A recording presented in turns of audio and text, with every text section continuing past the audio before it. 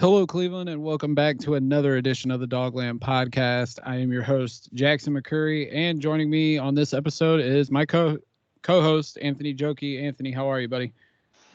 I'm doing good. How are you? It's been a minute, but it's good to talk to you. Yeah, for sure. It's been a little, week, 2 weeks since we last Couple recorded. couple weeks, I think. Yeah, last time we talked, we recapped the draft. The last episode, I had Jack Duffin on. We talked about some stuff, but the one thing we haven't discussed yet is the schedule, which came out last Thursday. So I figured we needed to sit down, go through the schedule, talk about some of the highlights of what's coming for the Browns in 2022, and then of course, as typical Browns fans, Anthony, we're gonna play the schedule game. So let's go ahead and jump into the schedule. The Browns, I think we knew, they're coming off a, 7-10 record last year. They might not get as many primetime games as they got last year. And obviously, there's a lot of hype surrounding this team, but Anthony, only 2 primetime games right now slated for the Browns. Week 3, they play Pittsburgh on Amazon Prime's Thursday Night Football, which is a new thing we're going to have to get used to because it's strictly on Amazon Prime Video. And then Halloween night, which this should be a great one, at First Energy Stadium. Both primetime games are at First Energy Stadium, mind you. Cincinnati Bengals, which could be a pivotal matchup about halfway through the season for the AFC North. So 2 big primetime games, both against division rivals, but I think the Browns fans might have expected a couple more primetime games, but right now we only got 2.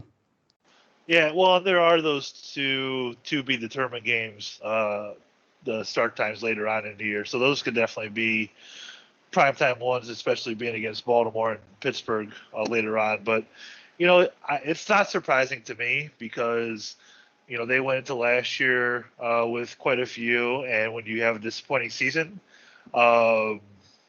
going 7-10 and missing the playoffs, you have all this other hype in the AFC with the AFC West going to be must-see TV. I think a lot of quarterback movement.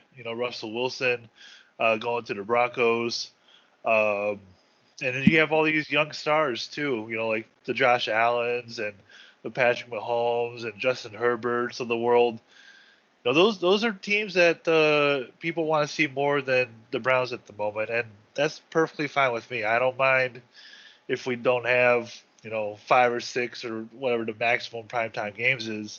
But the 2 that we do have, those are both very exciting. Having Pittsburgh on a Thursday night at home, having Cincinnati on a Halloween night at home.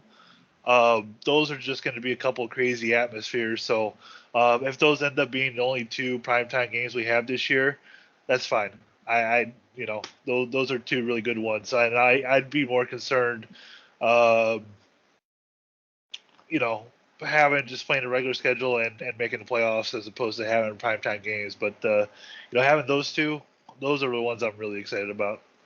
Yeah, without a doubt. And honestly, as personally for me, as I start to get older, I can't find myself to stay awake late anymore. So I'm actually glad right now we only have 2 primetime games because sometimes it's hard to freaking stay awake for some of them. Like I usually end up staying awake for them, and I know I'm only 29, I'm still fairly young, but I'm appreciative of 15 1:00 games as things stand right now. Yeah, I already probably have to plan to take off the day after, since those are both home games and I'll be there. Taking off the day after those games just because I'm not going to try to go to work the day after those. Why would you? So, the 1:00 games are nice. It makes it easy to plan other things. Having all 15 other games at 1:00. Besides the 2 to be determined ones. So, Right. But having all those other ones at 1:00 kind of makes things a lot easier. Yeah, without a doubt. So, Anthony, when the schedule got released, obviously the first game that we knew about for sure was the home opener against the Jets.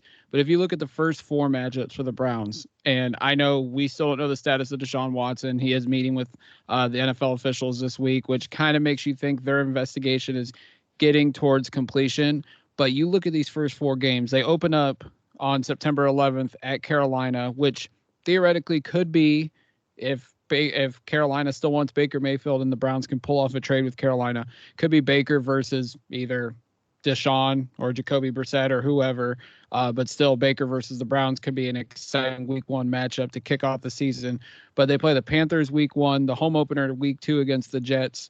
Thursday night football against Pittsburgh, which isn't a gimme by any means, even though they have either Mitch Trubisky or Kenny Pickett at quarterback. And then week 4 against Atlanta.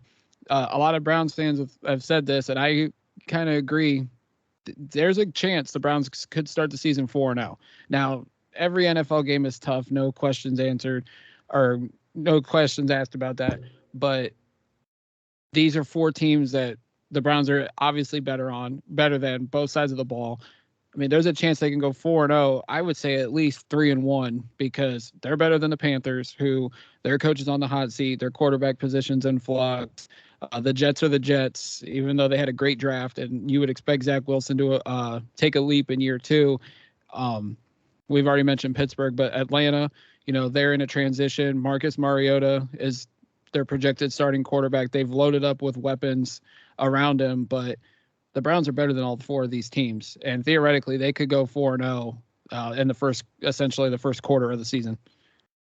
Yeah, it certainly looks like that. It does depend on who the quarterback is going to be. I would say, if I had to put like a percentage on it, I would say like an 80% chance if Deshaun Watson is your quarterback going 4-0, and maybe closer down to, I don't know, a 50% chance if it's Brissett. Yeah, it's definitely less than 50. Yeah, so I still think, if it's Brissett, I do think they're still a much better team than Carolina. Definitely New York. Pittsburgh still have a good defense on the other side. And it doesn't matter what the record is. They always play tough anyways. And then going on the road to Atlanta, that could also be an interesting one. So, there's obviously a much better choice if Watson is playing, a much better chance if Watson is playing. But, yeah, it's a nice start to the season. If it's just a 4-game suspension, that'll really be intriguing. But if it's an 8-game suspension, Jack, they better go like 3-1 or 4-0 because the next 4 games after that are extremely tough. Yeah, without a doubt. And it's essentially the second quarter of the season, I would say. Week 5, Los Angeles Chargers. Everybody remembers last year's game, a shootout, a game the Browns should have won, a game the refs made some very controversial calls against the Browns. I think it was 47-42 was the final or something like that. It was actually being replayed Tuesday on NFL Network. But that's going to be a tough matchup. It's in Cleveland this time, so maybe it favors us being the home team. Week 6, another rematch from last year. New England comes to town. We all know that game. It was a massive blowout by Mac Jones, Belichick, and the Patriots. So hopefully the Browns, it's in their favor this time. Week 7, they go to Baltimore. They play Baltimore. This is their first divisional matchup, or second divisional matchup of the year. And then week 8, like we mentioned before, Halloween night, Monday Night Football against Cincinnati in Cleveland. So like you said, Anthony, they got to get off to a hot start because that second stretch of games before they hit the bye week in week 9 is very tough. And I think it will determine how good this football team is heading into the bye week. Yes, it's certainly intriguing because you look at those first 8 games there, and then having the bye week right after it. It almost kind of sets up for like an 8-game suspension, and if that's the case, I think you would hope to go 500 in those first 8 games. I think that would be a really good spot to be in because there are some really quality opponents, especially in that second quarter, like you mentioned, that you're going to be facing.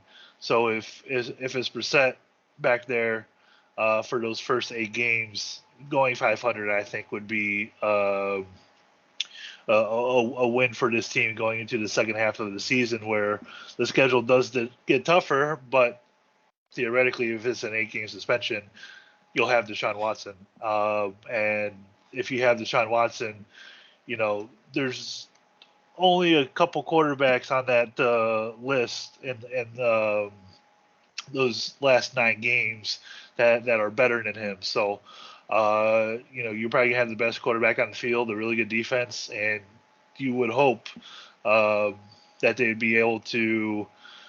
They probably have to go 6-3. It's still weird to do the odd math. Six Yeah. and three in the second half of the season to make the playoffs. Getting 10 wins is probably will get you there. Yeah, for sure. Like you said, if there's an 8-game suspension, you would hope like best case scenario is that the Browns go 500, and I think they could just because the array of talent on the offensive side of the ball. Jacoby Brissett has started 37 games in his career. He's 14-23. The last time he was a full-time starter was in 2019 with Indy. He went 7-8, had 18 touchdowns and 6 interceptions. So he's not a terrible quarterback. Like he can be the little stopgap in a potential suspension scenario for Deshaun Watson. Like I said, the talent on the offensive side of the ball, the defense coming back, another year under Joe Woods.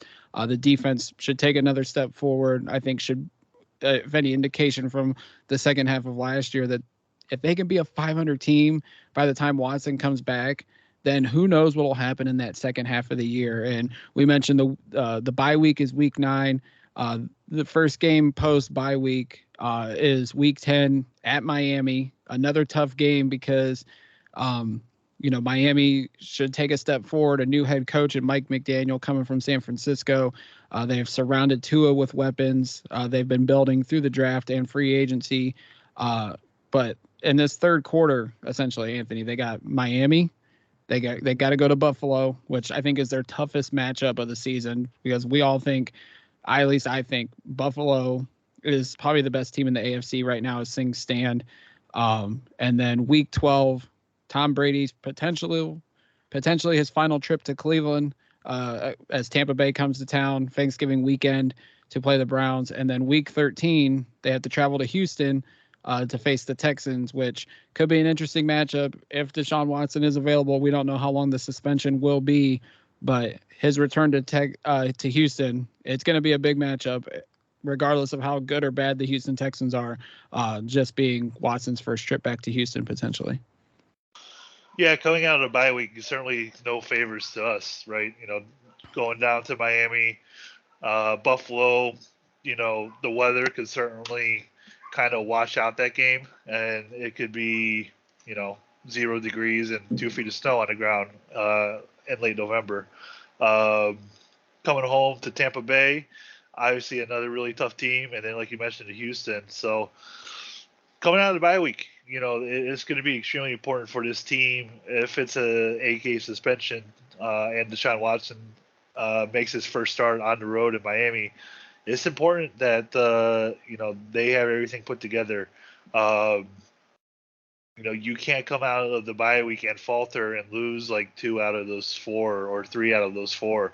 That would just be a disaster, especially if those are Watson's first starts with the team. If they come out of the bye week and lose 2 or 3 in that third quarter there, it's seriously going to put the playoffs in jeopardy. Now, I know that depends on the first half of the season, and we're kind of assuming and doing a couple different scenarios with like the suspension length that Watson might have. But it's very important to come out of that bye week there and attack the second half of the season and come out and be able to win a couple of those games on the road. Yeah, definitely. As we get to the final 5 games of the season, we call this the final quarter, but I mean, there's 5 games instead of 4. They go to Cincinnati week 14. Baltimore comes to Cleveland week 15. Like you mentioned earlier, Anthony, the time is to be determined. It could be a primetime game, potentially. So that'll be interesting. Week 16 is on Christmas Eve. It's a Saturday game because the Browns unfortunately didn't get one of the 3 Christmas Day games on Sunday, but they play New Orleans and Cleveland. Jarvis Landry's returned to Cleveland. As we all know, he signed with New Orleans last week. Week 17, they travel to Washington to play the Commanders on New Year's Day, which that's going to be interesting because I'm so used to New Year's Day being mainly college football, but New Year's Day is going to have NFL football and potentially college football. So that's going to be something to watch. And then week 18, they close out in Pittsburgh. And that time is to be determined. That could be a primetime game. That could be a game potentially for a playoff spot, whether it's the division or a wild card spot. So a nice little stretch of good football to close out the season. And hopefully, Anthony, the Browns are competing for a playoff spot as they head down the stretch through mid to late December and into early January. Yeah, you hope so, because on paper this team is very good, and they go another season without missing the playoffs. And I know, with the suspension pending, hopefully it's this year, not next year. Hopefully you're able to make the play. If they can make the playoffs this year with a suspension, I think that would be a huge success. If they miss the playoffs by like a game with an 8-game suspension, I still think that's pretty good. But anything, only like last year, if it's like a 7 and 10 year or 8 and 9 year, I think some questions are going to have to be answered after that. But I believe with how good this team is on paper, and we've talked about this before, it has to translate. They could definitely get around that 10 win mark, even with the suspension, and that should put you right there in the hunt for the playoffs. Without a doubt. And then, they also announced the preseason games, which, I mean, we will talk about because obviously, when it comes to the preseason games in August, we will break them down, see what and our thoughts on all that. The Browns are traveling to Jacksonville again, week 1 of the preseason on a Friday night to play the Jaguars. Week 2, and I would feel like this might be the week that they do the joint practice sessions. Philadelphia Eagles, because the Browns have a good relationship. Obviously, Andrew Berry and Howie Roseman, a good relationship between the front offices. They've exchanged scouts and personnel members. Philly will travel to Cleveland week 2 for that. It's a Sunday game at 1:00, August 21st. And then they will close out the preseason week 3 against the Chicago Bears on a Saturday night, also in Cleveland. So the Browns get 2 out of 3 of their preseason games at home. So I think either the Eagles or the Bears, you would think, make the most sense for a joint practice session. I would probably tend to think it'll be the Eagles, but we will definitely see. Yeah, well, I was going to say, I would say, too, I would tend to think, Sunday, August 21st against Philly is the first time you'll see Deshaun Watson on the field, because in the preseason there won't be a suspension or anything. He'll be eligible to play. So I'd imagine you'll be able to see him in Cleveland on the field that day. Yeah, if he plays at all. It depends on how, Stefanski wants to do things. If he is getting suspended, I'm sure Stefanski will want him to get some reps before he has to sit out whatever length of time he is going to probably be suspended for. So we will definitely see. Anthony, like I mentioned at the top of the podcast, we are going to do the schedule game just because I feel like that's a Browns fans tradition because like everybody does the schedule game. Sure. So it sure is. Now, how do you want to do this? Do you want to operate this with a suspension? How do you want to do this? Because that does factor into it. I think let's just say he is suspended the first 8 games. Now, obviously, we don't know. We should get some clarity, I think, over the summer just because, like I mentioned, Watson is meeting with the league officials this week. Typically, that means that the league is close to wrapping up their investigation. So let's just go with 8-game suspension, and we'll keep that in mind as we go through. Okay. So week 1 at Carolina, Browns or Panthers, Anthony? I will go with I'll go with the Browns. Okay. Week 2, the home opener versus the Jets. I will go with the Browns too. Are you keeping track of these? Yes, I am. Hold on. Make sure I do this. And I am also going with the Browns the first 2 games. FYI for everybody. Alrighty. Week 3, Thursday night against the Pittsburgh Steelers. Pittsburgh. Same. I know everybody thinks we can go 4-0, but these division games are always tough. and I don't expect the Browns to sweep any of the division games if that's for everybody to keep the score at home. So yeah, I'm going with a loss as well. And then week 4 against Atlanta at Atlanta. Who's their quarterback now? Right now it's Marcus Mariota. I'll go with the Browns here. And I will as well. Okay, week 5 the Los Angeles Chargers are coming to town. LA. Ooh, I kind of want to pick the Browns, but I love the additions the Chargers made to their defense, and I think Justin Herbert takes another leap this year. So I'm with you. They are also the Chargers going to beat the Browns that one. Week 6 at New England comes to town. New England. I am going Browns on this one. The Browns get their revenge from last year, and I liked Mac Jones at the start of last year. He kind of tapered off, so we'll see what he does year 2. Week 7 at Baltimore. Baltimore. Ooh, you got the Browns on a 3-game losing streak. I will say they lose this one as well. So right now, and then week 8, Cincinnati Monday night at home. I will go Browns here. Okay, I will also go Browns. They always play well on Monday night, so yeah. Plus it's Halloween at home. That place is going to be nuts. Yeah. So I'll pick the Browns here. So halfway through, so we're hitting the bye week.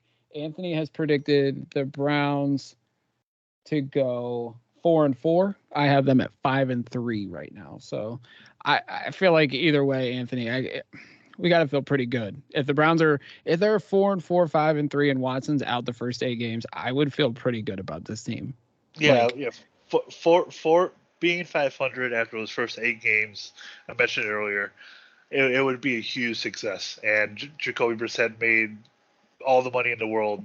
He deserves that if he can go 4-4 in the first half of the season. Oh, without a doubt. So rolling off the bye week, week 10 at Miami. Who you got in this one? So this would theoretically be Watson's debut. I will go with the Browns. I will as well. I don't know if you've seen the videos of Tua throwing at OTAs, especially the deep balls to Tyreek Hill. Not pretty at all. I've been a fan of Tua. I just wonder if the hip is still causing him issues recovering from that serious injury he suffered in college. But yeah, I got to go with the Browns on this one. Plus, Jack Duffin's going to be there, so we're definitely going to win that game. Yeah, he'll have to definitely bring us some good luck there. Yeah, especially if like Duffin can somehow meet his hero, DePodesta. Week 11, we are traveling to Buffalo.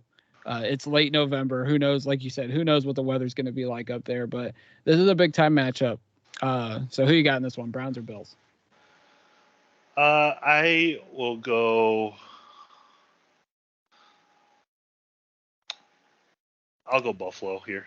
I am going as well. I just think that team is, especially after the end of their season last year and that thriller against Kansas City, they're going to be hungry this year. And I totally think that they're out for that Super Bowl big time this year. Week 12, like I mentioned earlier, Tom Brady's potentially his last game, traveling to Cleveland, Buccaneers versus Browns. I have learned over the years, Jack, to never bet against Tom Brady, so I am going Tampa Bay. I think the last time, no, definitely wasn't. But I always think back to 2010, the Peyton Hillis game. Oh yeah, I watched those highlights the other day. They popped up on a recommended YouTube video. They're always a must watch. But I can't help but think the state of Ohio sends Tom Brady off in a big way. Instead of the Peyton Hillis game, maybe it's the Nick Chubb game. Late November, Thanksgiving weekend, Nick Chubb goes crazy on Tampa's aging defense. Browns in an upset. They beat the Buccaneers. So week 13 at Houston, which this could be a big one. If we're thinking Watson only gets 8 games, Then this is his first trip back to Houston since he got traded. This could be a pretty big. This will be, I think, a highly televised game. But Texans or Browns? This is one that could get flexed too, maybe depending Yes. on how things are. Yeah. I will go with the Browns here. I will as well. Week 14 at Cincinnati. The Bengals got to prove they can beat us. I'm going with the Browns. All right, I like that, and I'm with you. Joe Burrow has not beat the Browns yet, if I remember correctly. So, Browns sweep Cincinnati. Both of us think that. So, this is huge. Well, he would have beat us week 17 last year, or week 18, or whatever it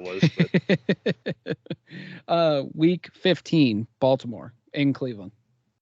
Browns. Yes, I think that as well. Right now, you have the Browns on a 3-game winning streak. I have them on a 4-game winning streak. So they're getting hot at the right time on both of our ends. Christmas Eve, week 16, the Saints come to Cleveland. Come on. Really? The team from the South coming into Cleveland in late December on Christmas Eve? You don't trust Jameis in the cold weather? I will take the Browns here. I will as well. New Year's Day, week 17, traveling to Washington. Are you going to Deshaun Watson or Carson Wentz in this one? That's if Carson Wentz is healthy. Let's keep that in mind as well. If he makes it to week 17. I have a feeling at this point Washington might be tanking for the number 1 pick. Yeah, I'll go Browns here. I will as well. And as we go to week 18, the regular season finale at Pittsburgh, Browns or Steelers?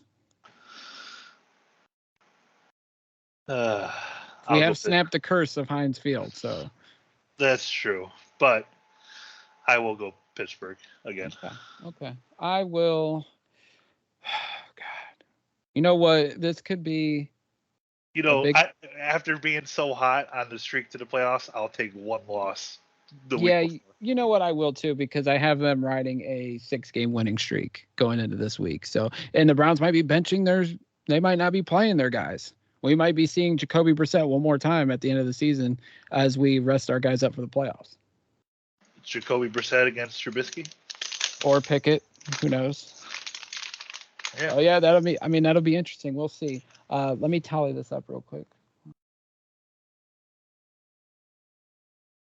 So you had the Browns' final record at 10-7. Now, this is May 17th, so, Anthony, we might go back to this and change it before the regular season starts, but... Oh, I'm sure we'll go back and change it if we figure out the suspension thing. Yeah. So you have them at 10-7. I have them at 12-5. Honestly, right now. Yeah, I think 10-7 is an if they could get into the playoffs. Just because how good the AFC is. Right. But what might work to the Browns' advantage is that AFC West is so good. Those teams might split 3-3 in the division because they're all so good. Yeah. So which means they'll have to win, 7 of their other 11 games, to get to 10 wins. So it's going to be interesting to see, because I think that the AFC is just going to beat up against each other. That's why, those games, those AFC matchups against the Chargers, New England, Miami, Buffalo, like those are huge games, more so than the NFC matchup ones. Because of the tiebreakers and stuff. So if they win a couple less games but get those ones, they'll be in a good spot. Yeah, for sure. Because counting on the top of my head, just looking at the AFC teams, I see 12 playoff quality teams, and there's only 7 spots. So like you said, it's going to be an absolute fight, because any team in the AFC West can make the playoffs as far as I'm concerned. All their rosters are stacked. In the South, I only have Tennessee and Indy, because I still think Houston and Jacksonville need more talent to be able to compete for the playoffs. In the North, I'm only counting Cincinnati, Cleveland, and Baltimore, just because who knows what they're going to get out of the quarterback position in Pittsburgh. And then in the East, Buffalo, New England, and Miami, because I still think the Jets are at least another year away from even thinking about the playoffs. So I only have 12 out of the 16 teams playoff quality in the AFC. Yeah, I'm kind of I'm kind of with you. I'm not counting out Pittsburgh. I don't know what it is. Maybe it's just because we've been dealing with them for so many years that I'll just never count them out. But with Tomlin as their coach, they got to the playoffs last year with Roethlisberger on half a leg. Um, so I just wouldn't count them out. I would give them maybe as much as the chance as the Ravens at the moment. Uh, I kind I of w- have I kind of have them both as the third team, and then Cincinnati and Cleveland in the first couple spots. and that's fair. Like my only thing is Baltimore, all their missing players are back, especially on defense that they lost, and they added Kyle Hamilton, they added Marcus Williams, they like most of their defense is back. That was banged up big time. Obviously, the questions are like, Lamar's got to have a bounce back year because last year was a struggle. My only thing with Pittsburgh, I like Najee Harris. He had a solid rookie year. Their receivers are solid. Their offensive line is a question mark, but they've added to it. Their defense, we always got to worry about the Pittsburgh defense. The only question is whether it's Trubisky or Pickett. Can you count on them to get Pittsburgh close enough to be within striking distance for a playoff spot? That's like the only question I have is their line and obviously the quarterback. Well, I think I saw Tomlin has never finished below 500, so that's why I can't count them out. That's fair. He's a great coach. I mean, he doesn't get the respect he deserves, but like you said, he's been the coach for I think this is his 15th or 16th year, and like you said, he's never had a losing record. So I mean, he's definitely one of the most underrated coaches in the league, which is saying something because his record speaks for itself. And you have to think with Baltimore too, they have Dobbins coming back, and that's going to open up so much more, I think, for that offense. And Since they really don't have a receiver at the moment, they're just going to run teams to death over there. right, and they just added Mike Davis, who was pretty solid for Atlanta. So they have Edwards, Dobbins, and Davis in the backfield. Not to mention what Lamar can do with his feet. But yeah, I mean, like you said, they drafted a center, they drafted a couple tight ends, so yeah, I honestly think they're going to run like 40 times a game. wouldn't shock me. Wouldn't shock me at all. Any final thoughts before we get on out of here? No, I think we pretty much covered it all in terms of the schedule. I'm just excited for those two primetime games. Those two later on in the year are certainly going to be intriguing if they give us a primetime spot with those. But it's of course silly to do this on May 17th, Right. but it's still fun. It's because it's after the draft and because we have 2 months to training camp, we have to find something to talk about. So Pretty much, yeah. I mean, going and playing the schedule game is always a fun thing to do. So, I like I said earlier, to wrap it up, 10-7 with an 8-game suspension for Watson, I think would be a pretty huge win for the season, whether or not they miss the playoffs. Yeah, without a doubt. I mean, just if they could play 500 ball without Watson, then when he comes back, I mean, you look at the talent on this team. 10 to 12 wins, I think, can sneak you into the playoffs. I mean, I picked 12-5, and that's even with the suspension. But yeah, I mean, that middle part of the season is like the biggest key. That's all the tough matchups are essentially in the middle of the season. And, that's could be partially without Watson and then Watson coming back. I mean, it's going to be a big proving point for this team, regardless of who the quarterback is, because if they think they can get back to the playoffs and they believe in the talent they've built around whoever the quarterback's going to be, then that middle part of the schedule is going to be so key to determine whether they can get back to the playoffs. And I ultimately think they can. We still got a couple months, obviously, for things to shake out, but it's going to be an interesting 2022 to say the least. Out of curiosity, do you have an idea what the trade deadline is for this year? It's usually week 8. So I think it's it'll be right after the Cincinnati game. Okay. Which would, I know what you're thinking. It's a very opportune time for that to be the the trade deadline. What am I thinking? Are you thinking if Brissett balls out that Barry's going to flip him at the deadline to get a draft pick? No, Oh. no. I was just like, if it's the 8-game suspension and Watson's coming back, maybe, and they have like if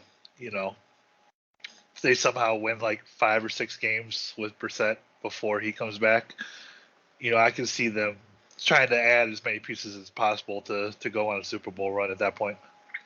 Yeah, it's definitely gonna be an interesting time because it would essentially be like a deadline move. Like, oh, the Browns get their starting quarterback back, and he's got all pro talent. So, yeah, that would definitely be something to watch for sure.